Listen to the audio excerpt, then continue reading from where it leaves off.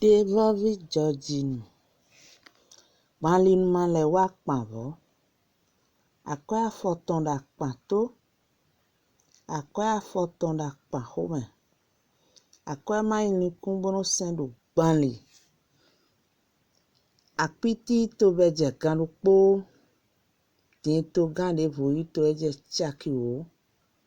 Eso gando poa. Fi mono hado awele kpevi yonu. O danvi kpevi hindie. O vi dama dasa ton. Bali nulokovi. Teme han devo. Bei wa kweso in segboen. Devo ponto. Makmondo po. Devo le pombo bakban. Dévovi Jɔjinu. Dévovi Jɔjinu. Malin le wa kpavo. Akoya foton da kpato. Akoya foton da kpahome.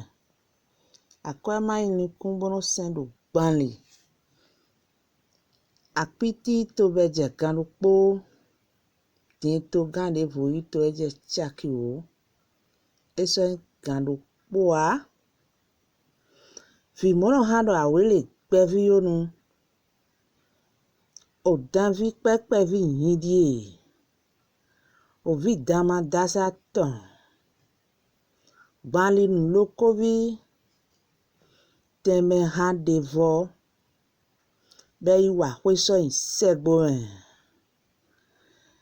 Devo ponto. Makmondo po.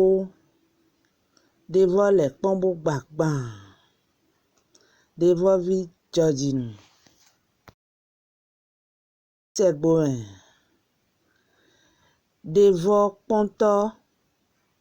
Makmondo po. Devo le pombo bakban. Dévovi Jɔjinu.